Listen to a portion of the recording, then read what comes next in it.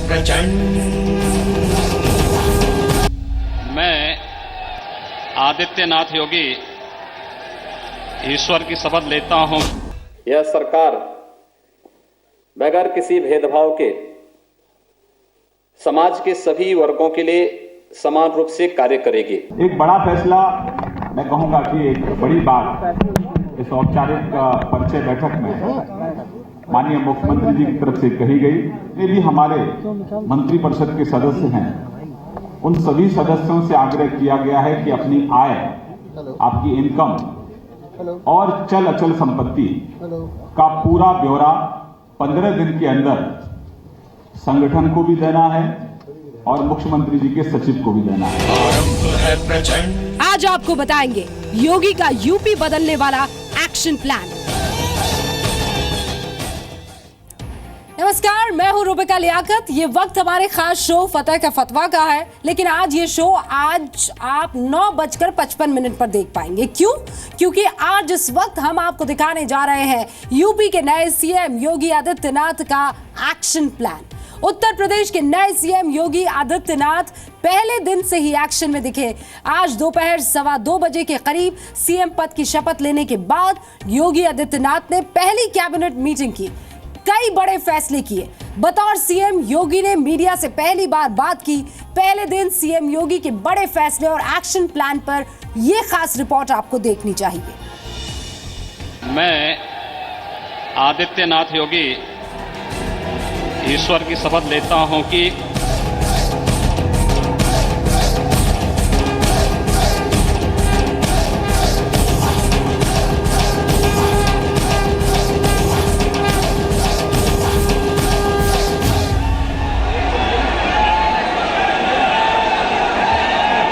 UP में योगी युग का आरंभ हो चुका है। हो चुकी है शुरुआत योगी के मिशन की। यह सरकार बगैर किसी भेदभाव के समाज के सभी वर्गों के लिए समान रूप से कार्य करेगी। मिशन मोदी के सपनों को पूरा करने का। उत्तर प्रदेश की कानून व्यवस्था चाक चौबंद रखने के लिए पूरी सजग तरीके से कार्य करेगी। मिशन सबका साथ सबके विकास का। सबका साथ और सबका विकास का जो संकल्प लिया है,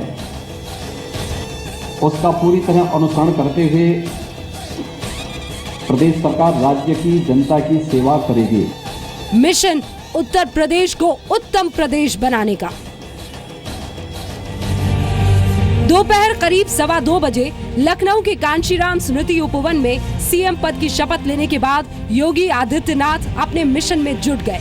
बड़ा फैसला, मैं कहूंगा कि एक बड़ी बात इस औपचारिक परिचय बैठक में माननीय मुख्यमंत्री जी की तरफ से कही गई, क्योंकि भ्रष्टाचार एक बड़ा मुद्दा इस देश के अंदर है। हमारे देश के प्रधानमंत्री जी ने उसको समूल नष्ट करने का संकल्प लिया है और उसी के तहत जितने भी हमारे मंत्रिपरिषद के सदस्य हैं, उन सभी सदस्यों से आग्रह किया गया है कि अपनी आय, आपकी इनकम और चल अचल संपत्ति का पूरा ब्यौरा 15 दिन के अंदर संगठन को भी देना है और मुख्यमंत्री जी के सचिव को भी देना है। प्रधानमंत्री नरेंद्र मोदी, राष्ट्रीय अध्यक्ष अमित शाह, लाल कृष्ण आडवाणी, मुलायम सिंह यादव, अखिलेश यादव और बीजेपी शासित 11 राज्यों के मुख्यमंत्री की मौजूदगी में योगी सरकार ने शपथ ली और कुछ ही मिनटों बाद हुई योगी कैबिनेट की पहली बैठक। उत्तर प्रदेश को विकास और खुशहाली के रास्ते पर तेजी से आगे बढ़ाने के लिए जो भी प्रभावी कदम उठाने की आवश्यकता पड़ेगी, उसमें कहीं भी कोई कौर कसर नहीं छोड़ेगी। पीएम के सपनों का उत्तर प्रदेश बनाना इतना आसान तो नहीं है, लेकिन नामुमकिन भी नहीं। सीएम योगी आदित्यनाथ ने पहले दिन के टॉप 5 एक्शंस का जिक्र किया। पहला एक्शन, सबका साथ सबका विकास। सबका साथ और सबका विकास का जो संकल्प लिया है, उसका पूरी तरह अनुसरण करते हुए प्रदेश सरकार राज्य की जनता की सेवा करेगी। दूसरा एक्शन, राज्य में किसी से भेदभाव नहीं। यह सरकार बगैर किसी भेदभाव के समाज के सभी वर्गों के लिए समान रूप से कार्य करेगी। तीसरा एक्शन, यूपी में महिलाओं की सुरक्षा। महिलाओं की सुरक्षा, सशक्तिकरण और सम्मान के लिए कोई कोर कसर बाकी नहीं रखेगी। चौथा एक्शन, नौकरी में भर्ती में पारदर्शिता। युवाओं को गुणात्मक शिक्षा सुलभ हो और कौशल विकास के माध्यम से उन्हें रोजगार के सुगम अवसर प्राप्त हों, इसके लिए भी प्रदेश सरकार पूरी संवेदनशीलता से कार्य करेगी। पांचवा एक्शन, कृषि और किसान का कल्याण। राज्य सरकार यह सुनिश्चित करेगी कि कृषि ही प्रदेश के विकास का आधार बने। कृषि, किसान तथा खेतीहर मजदूर, इन तीनों के विकास के लिए हर स्तर पर प्रयास किए जाएंगे। किसानों की कर्ज माफी पर जल्द ही योगी सरकार फैसला कर सकती है। प्रधानमंत्री नरेंद्र मोदी ने यूपी चुनाव प्रचार के दौरान किसानों की कर्ज माफी का वादा किया भी था। योगी आदित्यनाथ तो एक्शन में सीएम चुने जाने के बाद ही आ गए थे, लेकिन सीएम पद की शपथ लेने के बाद योगी फुल एक्शन में हैं। पीएम मोदी को योगी आदित्यनाथ और उनकी टीम पर पूरा भरोसा है। योगी सरकार के शपथ ग्रहण समारोह के फौरन बाद मोदी ने ट्वीट किया, भरोसा है कि ये नई टीम उत्तर प्रदेश को उत्तम प्रदेश बनाने में कोई कसर नहीं छोड़ेगी। रिकॉर्ड विकास होगा। योगी सरकार में 2 डिप्टी सीएम के साथ 22 कैबिनेट मंत्री, 15 राज्य मंत्री और 9 स्वतंत्र प्रभार वाले मंत्री हैं। बहुत कुछ होगा। आज शपथ हुई है, बैठेंगे अभी और आगे की रणनीति तय करेंगे उत्तर प्रदेश को विकास के पथ पर आगे ले जाने के लिए। प्रधानमंत्री की जो एक सपना है कि सबका साथ सबका विकास, संकल्प पत्र में एक एक चीजें का अक्षर सा पालन हो, इस बात की हम लोग पूरी व्यवस्था। योगी जी जैसे योग्य व्यक्ति के कमान के अंदर उत्तर प्रदेश का चहुमुखी विकास हो। सीएम बनने के बाद योगी आदित्यनाथ ने अपनी पहली प्रेस कॉन्फ्रेंस में यूपी की तस्वीर और तकदीर बदलने का भरोसा दिलाया।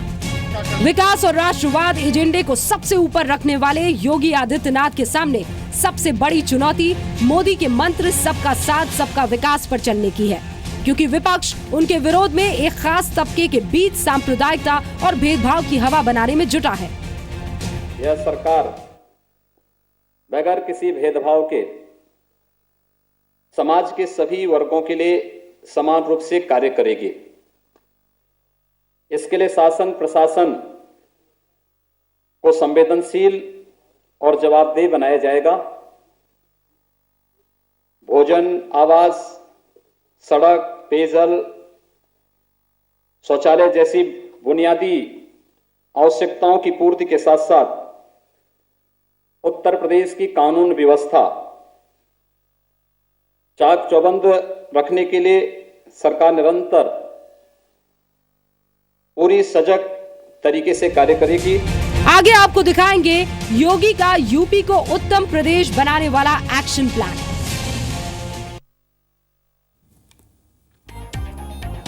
यानी बदलाव और एक्शन की शुरुआत हो गई और वो अपने घर से हुई। चैरिटी बिगिंस एट होम जिसे कहते हैं। उत्तर प्रदेश में सीएम योगी आदित्यनाथ का एक्शन अपनी कैबिनेट से शुरू हुआ। यूपी के मंत्रियों को 15 दिन के अंदर अपनी आय का ब्यौरा देना होगा। यूपी में चुनाव लड़ते वक्त बीजेपी ने लोक कल्याण संकल्प पत्र बनाया था, जिसके जरिए पार्टी ने जनता को अपने राज का ब्लूप्रिंट बताया था। इसमें किसानों की कर्ज माफी से लेकर कानून व्यवस्था सुधारने और भ्रष्टाचार मुक्त प्रशासन देने के वादे तो थे ही। मुख्यमंत्री बनते ही योगी आदित्यनाथ ने यह साफ भी किया कि वो पारदर्शी प्रशासन देंगे और विकास पर उनका जोर रहेगा। सारा यूपी डोल रहा है, योगी बोल रहा है, वाह भाई बन गए योगी जी, वाह भाई वाह, वाह भाई वाह।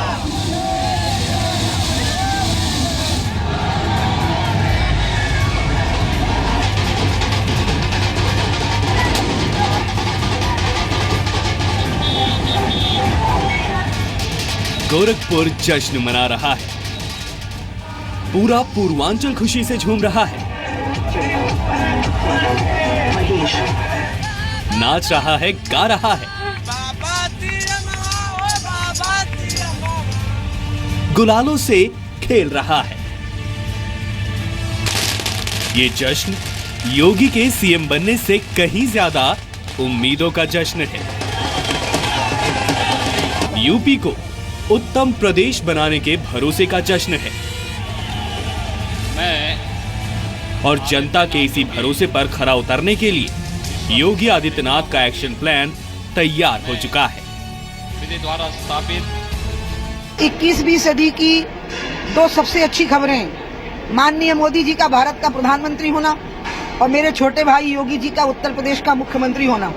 योगी जी विकास को और राष्ट्रवाद को दोनों को साथ लेके चलेंगे और वामपंथियों के गाल पे ये सबसे बड़ा झापड़ा पड़ा। भारत के संविधान के प्रति योगी सरकार के एक्शन प्लान में सबसे अहम किसान है।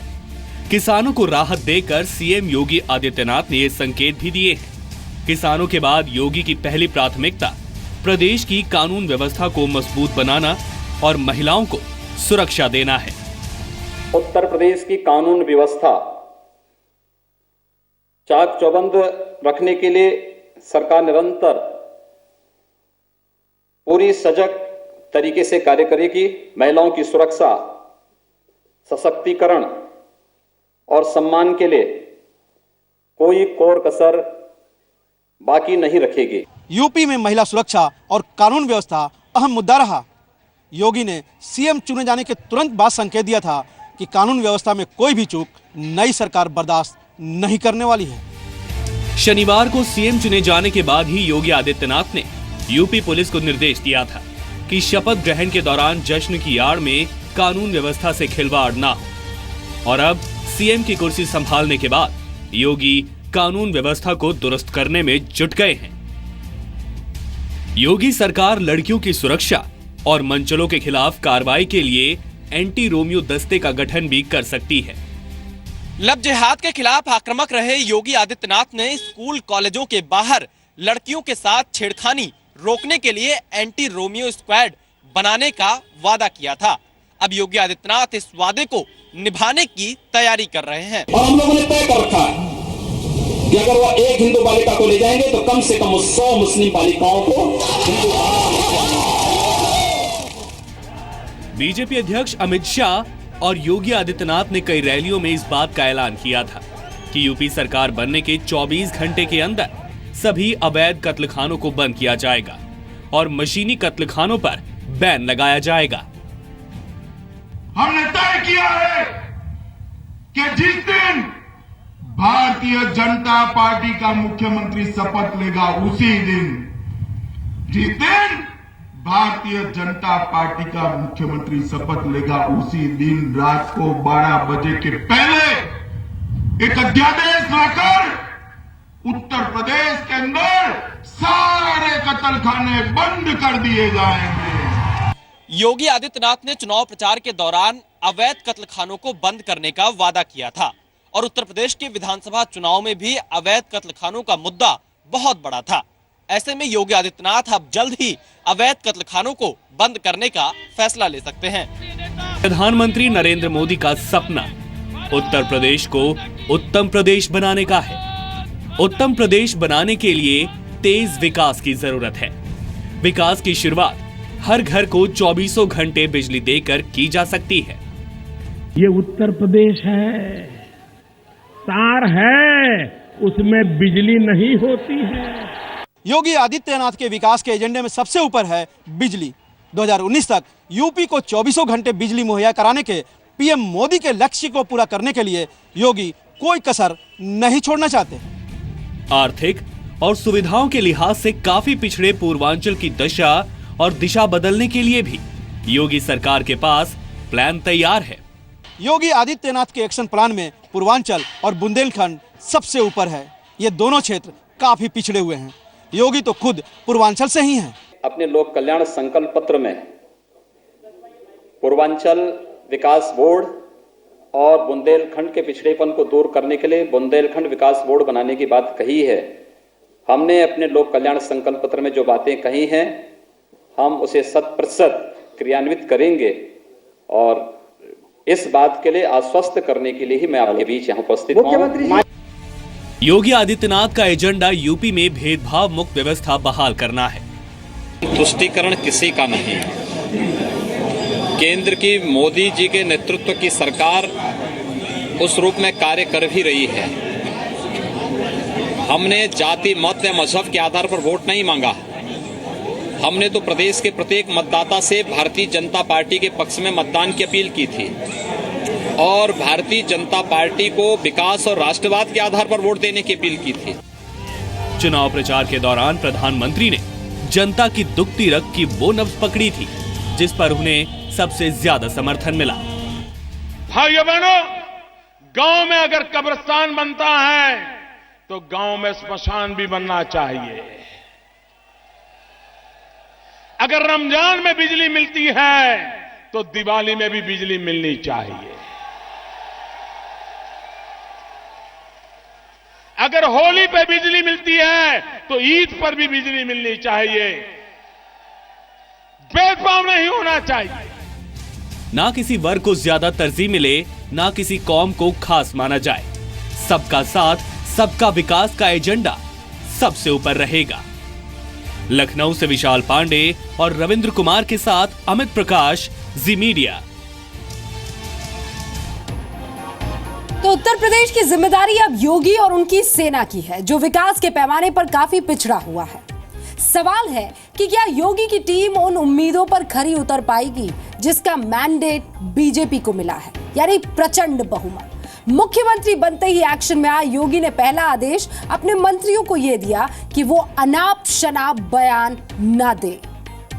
मैं आदित्यनाथ योगी ईश्वर की शपथ लेता हूं कि मैं विधि द्वारा स्थापित भारत के संविधान के प्रति सच्ची श्रद्धा और निष्ठा रखूंगा। मैं उत्तर प्रदेश राज्य के मुख्यमंत्री के रूप में अपने कर्तव्यों का श्रद्धापूर्वक और शुद्ध अंतःकरण से निर्वहन करूंगा। उत्तर प्रदेश की सत्ता पर एक सन्यासी को गद्दी राज करने के लिए नहीं मिली है। सत्ता के स्वार्थ को दूर रख सत्ता के सामर्थ्य से उत्तर प्रदेश को बदलने के लिए योगी आदित्यनाथ को एक मौका मिला है। हमारी सरकार आम जनता के कल्याण के लिए और उनके उत्थान के लिए अविलंब प्रभावी कार्रवाई शुरू करेगी। योगी आदित्यनाथ की जिम्मेदारी 21 करोड़ के यूपी को साथ लेकर चलने की है और इस सत्ता की योग साधना में उनके 46 मंत्रियों की भी जिम्मेदारी बड़ी है।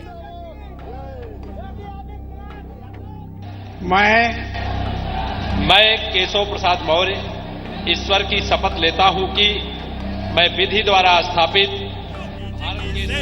ओबीसी चेहरे केशव प्रसाद मौर्य बतौर डिप्टी सीएम योगी सरकार में शामिल कर बीजेपी ये संदेश देना चाह रही है कि गरीब और पिछड़े तबके को सरकार से सम्मान मिलेगा। डॉक्टर दिनेश शर्मा ईश्वर की शपथ लेता हूं कि मैं विधि द्वारा स्थापित और दिनेश शर्मा को भी योगी सरकार में डिप्टी सीएम बनाकर बीजेपी बताना चाह रही है कि पार्टी पढ़े लिखे वर्ग को भी साथ लेकर चलेगी। जिम्मेदारी तो बड़ी है, इसमें कोई तो राय नहीं है। अगर डिप्टी सीएम बनाया गया तो स्वाभाविक तौर से बड़ी जिम्मेदारी है और उस जिम्मेदारी को बहुत सम्मान के साथ स्वीकार करते हैं और उसको निभाएंगे। अब उत्तर प्रदेश में गुंडागर्दी नहीं चलेगी। सत्ता के गुलाल में केसरिया रंग जरूर चढ़ गया है, लेकिन योगी की टीम में हर रंग शामिल है।